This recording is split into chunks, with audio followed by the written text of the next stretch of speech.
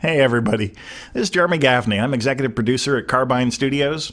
What we want to do today is just take a little walk through what our friends and family content is like. I got a bunch of testers in the game right now, giving us all sorts of feedback. We want to give a little behind-the-scenes peek at all of this. We're testing all sorts of good new systems.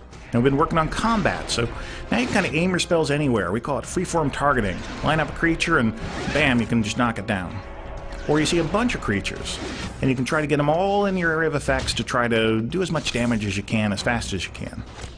This applies to monsters too. We call it battlefield control, where they're trying to control parts of the battlefield, you're trying to control parts of the battlefield. And this means combat has lots of motion, and has lots of action. There's also much more of a strategic element to it. So even in a one-on-one fight, you're getting creatures that are trying to take away parts of the battlefield while you're trying to do as much damage as you can to them, as fast as you can. And this applies even in the low levels. You know, this is in our level 6 through 10 zone. You're already starting to see big fights, tough creatures. And also you're able to start interacting with the environment in really interesting ways. You know, this blue rock's called Loftite, and it makes you lighter than air when you get near it, so you can do super jump. Whenever you see that kind of blue crystal, you can use this to bounce around through the world. And we've hidden all sorts of things in the environment, where this is one of our stealth classes. They sneak up to a crate, they set off the fireworks, now it starts damaging everything in the area so that you can leap in and attack it, and like a little advantage in combat for learning about the environment. These things aren't just small things, you know, they're big ones too. In this area of the zone, there's a giant robot that's been dug up, and now it's starting to shoot laser beams, destroy things in the area. It hurts monsters, it can hurt you. You've got to interact with it while you're doing all these fights. And now we're like level 10, level 12, and we're starting to show more about the Elden. Now, that's that mysterious race. They disappeared and they left all this crazy stuff behind, like that robot, and you got to figure out why.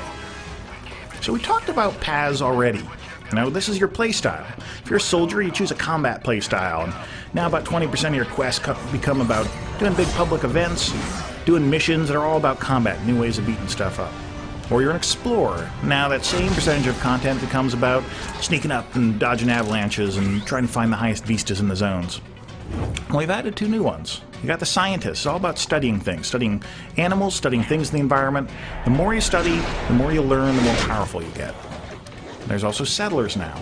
These guys are all about building up the world so that you take the towns, you take the quest hubs, you make them stronger. You add new vendors, you add new powerful things for players to do inside of them. In this case, adding a mount vendor, you can extend the taxi system.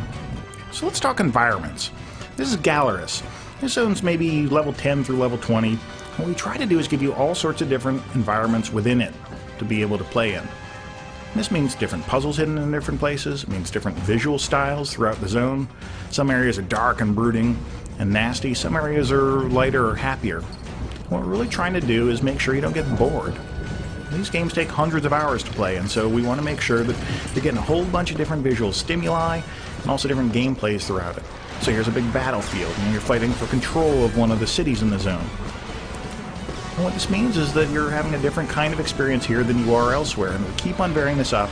And every half hour or so we like to throw a curveball at you to keep on making sure things are interesting for you. So our goal here was to cover about 45 hours of content in under 4 minutes. That has proved to be impossible. There's still a ton more that we need to talk about, including what are these strange floating islands up in the sky. So keep an eye on our WildStar Wednesdays. We love interacting with our fans, and so we'll just keep on putting up more and more information and listening to you, the fan. Thank you very much.